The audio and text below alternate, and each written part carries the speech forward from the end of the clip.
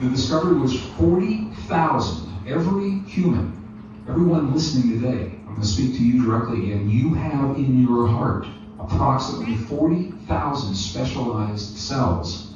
They're like brain cells, but they're not in your brain. They're in your heart. They're called sensory neurites. So they are brain-like cells in the heart. They are concentrated in such a degree that they actually call this the little brain in the heart. So what does this mean? This is a metaphor. And I was just in Europe, and many of the people there, they said, well, this is a metaphor, right? You're using this as an analogy. And I'm saying, no, this is literal. These neurites in the heart, the little brain in the heart, they can learn independently from the neurons in our brain. They can think independently from the neurons in our brain. They can remember independently from the neurons in our brain, and they communicate with us separately from the neurons in our brain in a language that we may or may not recognize. Because we are conditioned to see the world through our brain, and if we're lucky, at some point in our adult lives, we get to connect with our hearts. So we have now access to these sensory neurites. We can work with the brain independently of our heart, and I think most of us know how to do that very well. We can work with the heart independently of the brain. Scientists say it's all about the brain, forget about the heart. And many, I've been around a lot of my friends who say it's all about the heart, forget about the brain. They actually chastise the brain. The left brain is this bad thing. But here's what the science is showing us. Both of those ways of viewing ourselves are incomplete. When we marry the heart and the brain together, when we harmonize the heart and the brain, this is the extended neural network that makes us different from all other forms of life. This is where our deepest empathy, compassion, intuition comes from. And so people say, well, why would you want to do something? What would be the purpose of harmonizing your heart and your brain? But it means more if you know that there's something very, very special about this. So when we are able to harmonize the little brain in the heart with the big brain in the head, we can do that. Heart-brain harmony. So many benefits, and they're different from one another. But for example, we can process information very, very quickly. Really fast information recall. And it makes sense. Here's the reason why. Because when we access information with our heart, with our intuition, we don't go through the logic and the fear and all the self-esteem and all the doubt that we have in our brain with our ego and our mental functions. Our heart doesn't work that way. Affirmations are very, very powerful tools to implement change in our lives anytime. But they are especially potent. Here's the key.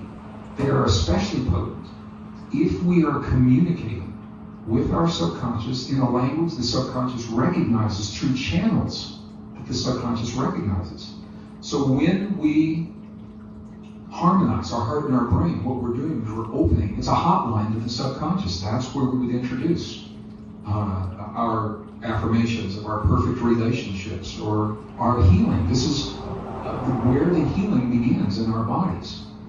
Extraordinary states of intuition, deep intuition, are available through this harmonizing of the heart and the brain. There are 3 key steps to harmonizing the heart and the brain. And the first one, it sounds obvious, and there may be a little bit more to it than what we've been led to believe. It is, I'm inviting you to shift your awareness from your thinking mind into your heart. We are so conditioned to being in our mind that sometimes when we're asked to do that, we say we're in our heart, but we're still in our mind thinking about it. So what I'm going to invite you to do is something I've learned from my indigenous friends all over the world, shamans, yogis, monks, nuns, abbots in the monasteries, and they all do the same thing.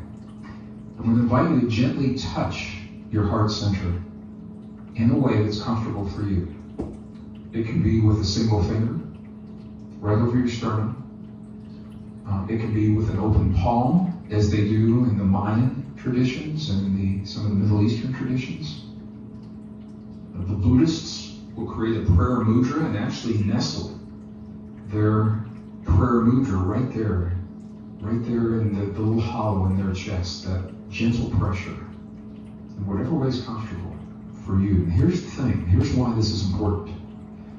Because your awareness will always go to the place in your body where you feel the touch, where you feel the sensation. So in whatever way is comfortable for you to touch your heart center now, that will draw your awareness, and that will promise that you have shifted from your mind into your heart. Step number one. And I'm going to do the same right here. Just allow your awareness to move to the place where you feel that touch.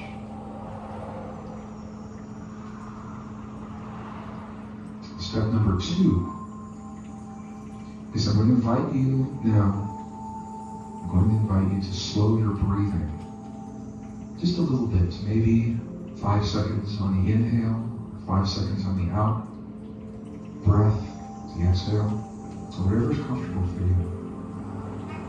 And here's why this is important. This sends a very, very powerful signal to your body. The first signal, shifting from your mind to your heart, that says I'm turning my attention inward. That's powerful. The second signal right now is when you slow your breathing.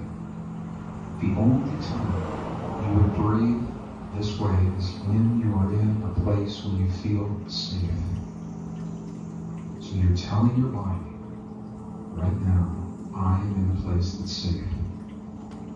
And that frees your body to let go of the stress hormones and the feelings of stress. And when that happens, it awakens the healing chemistry. Because your body can only do one or the other. So now that we're letting go of those stress hormones, we're now giving our body permission to awaken the healing chemistry in our bodies. Powerful immune response, anti-aging hormones, all of those. So we're breathing a little slower from the place where we feel the touch. Telling our body we're safe.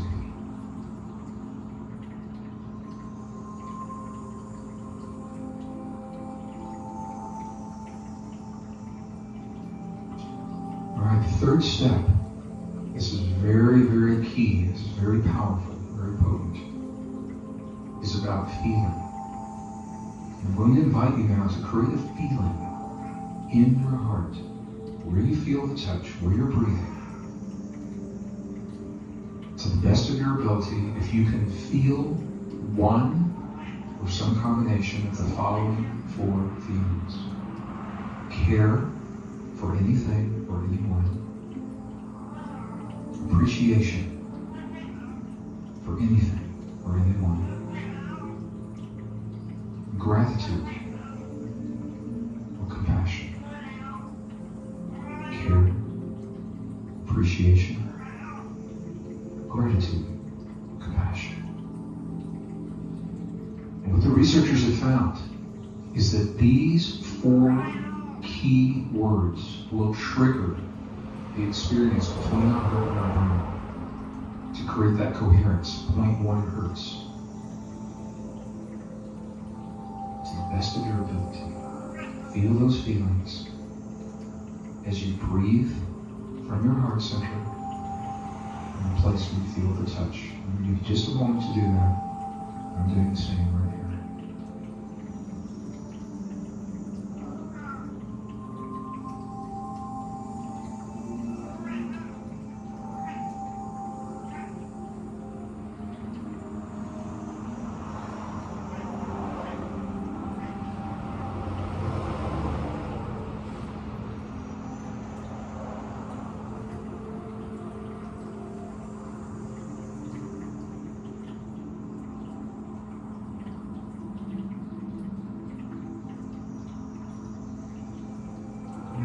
Take one more deep breath, please. And as you release that breath, what I want you to know is this act, this very ancient, very primal act, it is the key to the deepest truth of who you are as an individual, who you are in this world.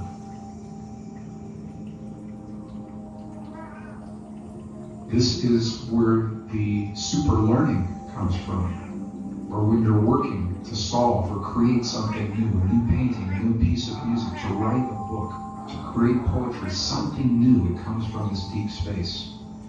This is the process that gives you resilience to a changing world and allows you to embrace change in a really healthy way.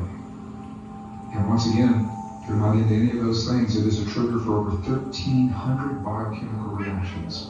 From the anti-aging hormones that we didn't even really address in here today, but I do in the new books, to our immune response, cardiovascular health, all of these from this very simple, ancient, primal, and simple, easy act. So I invite you now to take one more deep breath. And do the same, release gently.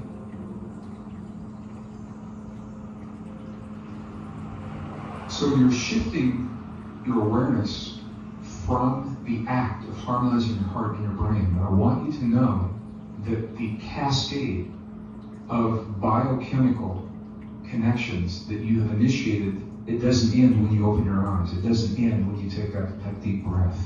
They will continue. And what the laboratory studies have shown, again, is that they will last at least 6 hours. The immune response in your mouth, the SIGA immune response, most powerful, first line defense in our immune system, is kicked into overdrive from doing this right now. It lasts over 6 hours. And all you did was to have a feeling and to breathe in the most natural way. And I've had people say to me, Greg, it can't be that simple. And I say, I believe it is precisely this simple, because we live in a world that is simple until we make it complex. Nature is simple. Science is simple. Until we use big words and a lot of equations to describe that world. But it all comes down to you and me, Earth and God. And that relationship has to be a simple relationship.